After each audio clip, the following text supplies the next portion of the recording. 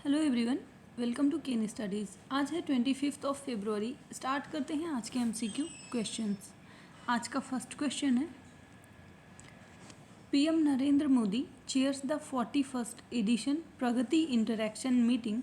What is the full form of Pragati? आपसे पूछा जा रहा है, प्रधानमंत्री नरेंद्र मोदी ने प्रगति इंटरैक्शन मीटिंग के 41वें संस्करण की अध्यक्षता की है और आपको बताना है कि प्रगति का पूरा नाम क्या है। आपके ऑप्शंस हैं proactive governance and tested implementation, second proactive governance and timely implementation, third proactive governance and testing institution, या prime minister government and timely implementation. और इसमें आपका करेक्ट ऑप्शन हो जाएगा ऑप्शन बी। प्रगति का फुल फॉर्म होता है proactive governance and timely implementation. इसके 41st एडिशन की मीटिंग को प्रधानमंत्री नरेंद्र मोदी ने चेयर किया है। प्रगति की बात करें तो इसको लॉन्च किया गया है 2015 में and it is an interactive and integrated platform chiefly for addressing the grievances of common man. इस प्लेटफॉर्म को डिज़ाइन किया गया है by PMO in coordination with the national informatics centre. बढ़ते हैं नेक्स्ट क्वेश्चन की ओर। Mumbai Churchgate station is to be renamed after which personality? आपसे पूछा जा रहा है मुंबई के चर्च गेट स्टेशन का नाम किस शख्सियत के नाम पर रखा जाना है। आपके ऑप्शन है छत्रपति शिवाजी, बाला साहब ठाकरे, सीडी देशमुख, या श्यामा प्रसाद मुखर्जी। और इसमें आपका करेक्ट ऑप्शन हो जाएगा ऑप्शन सी, सीडी देशमुख के नाम पर मुंबई चर्च गेट स्टेशन का नाम रखा जाएगा और सीडी देशमुख फर्स्ट आरबीआई के गवर्नर रहे हैं। बढ़ते हैं नेक्स्ट क्वेश्चन की ओर। National horticulture fair is being organised in which city? आपसे पूछा जा रहा है राष्ट्रीय बागवानी मेला किस शहर में आयोजित किया जा रहा है। आपके ऑप्शंस हैं न्यू दिल्ली, गुरुग्राम, भोपाल, या बेंगलुरु। और इसमें आपका करेक्ट ऑप्शन हो जाएगा ऑप्शन डी, राष्ट्रीय बागवानी मेला का आयोजन बेंगलुरु में किया जा रहा है। And union agriculture and farmer welfare minister Narendra Singh Tomar ने इसको इनॉग्रेट किया है। ये एक 4 डे का इवेंट होगा बेंगलुरु, कर्नाटका में। बढ़ते हैं नेक्स्ट क्वेश्चन की ओर।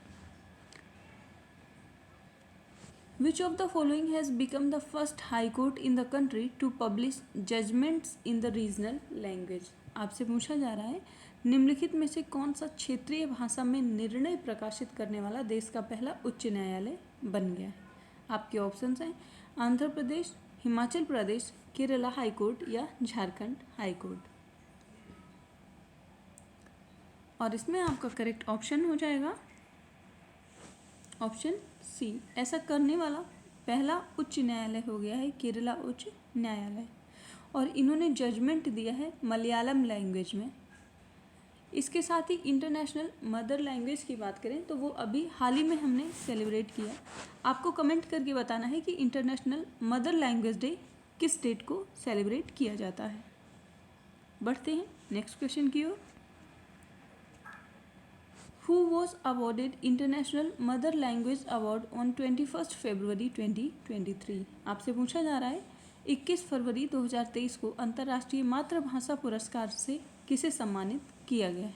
आपके ऑप्शंस हैं डॉक्टर AVK प्रसाद, second KM Memon, VP Nand Kumar, या डॉक्टर महेंद्र कुमार मिश्रा। और इस क्वेश्चन में आपका करेक्ट ऑप्शन हो जाएगा option D, doctor Mahendra Kumar Mishra को, जो कि एक Indian educator and social worker हैं। इनको अवार्ड किया गया है इंटरनेशनल मदर लैंग्वेज अवार्ड से। और इन्होंने ये अवार्ड रिसीव किया है from Bangladesh prime minister Sheikh Hasina से इन ढाका, बांग्लादेश। और ये पहले भारतीय हैं जिन्हें ये अवार्ड मिला है। बढ़ते हैं नेक्स्ट क्वेश्चन की ओर। Who has been appointed as the new Drug Controller General of India in February 2023? आपसे पूछा जा रहा है फरवरी 2023 में भारत के नए ड्रग कंट्रोलर जनरल के रूप में किसे नियुक्त किया गया है? आपके ऑप्शन हैं के सत्यनारायण राजू, वी रामचंद्र, राजीव रघुवंशी या अरुण कोहली। और इस क्वेश्चन में आपका करेक्ट ऑप्शन हो जाएगा ऑप्शन सी, राजीव रघुवंशी को अपॉइंट किया गया है as a new drug controller general of India. बढ़ते हैं नेक्स्ट क्वेश्चन की ओर।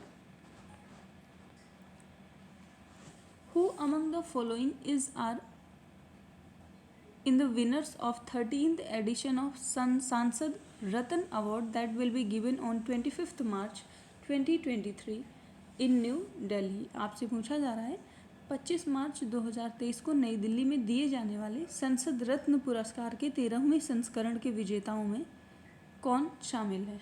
आपके ऑप्शंस हैं विद्युत बरन महतो, कुलदीप राय शर्मा, हिना विजय कुमार गावित या ऑल ऑफ द अबव।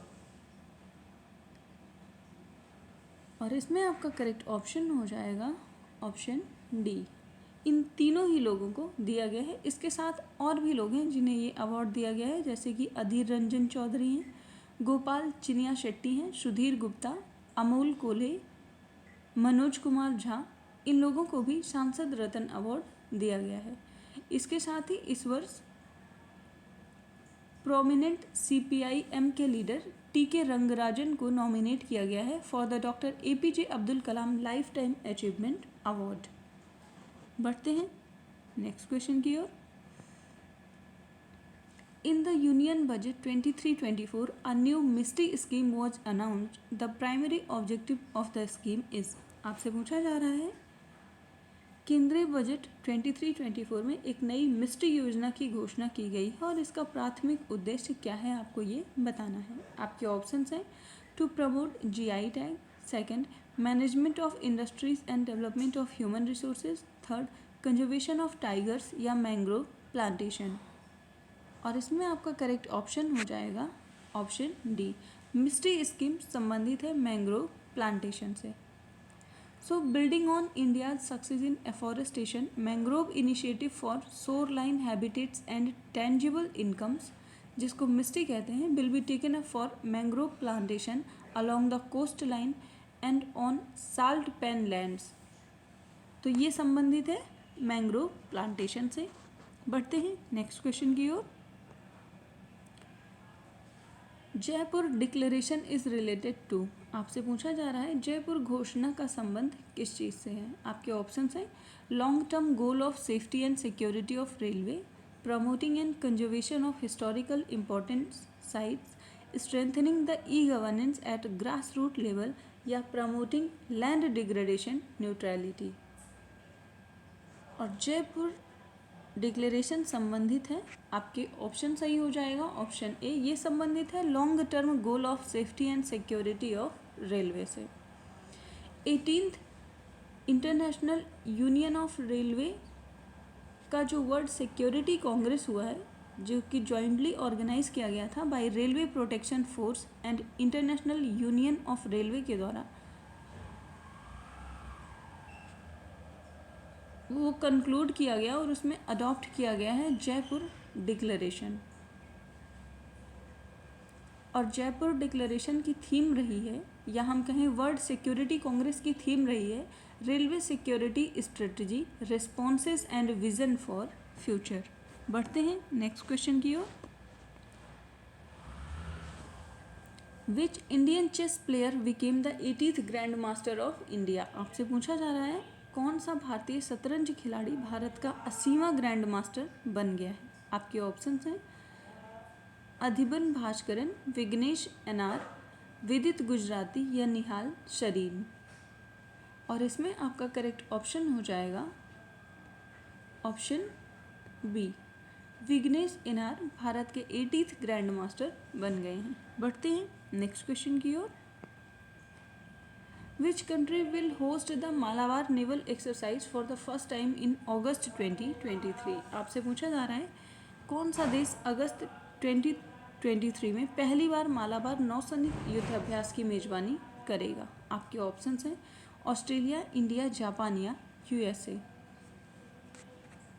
और इसमें आपका करेक्ट ऑप्शन हो जाएगा option A. So Malabar multilateral naval exercise will be hosted by Australia for the first time this year. और इसके पार्टिसिपेंट्स जो होते हैं उसमें शामिल होता है इंडिया, ऑस्ट्रेलिया, जापान और यूएस। आज के करंट अफेयर सेशन में इतना ही। धन्यवाद।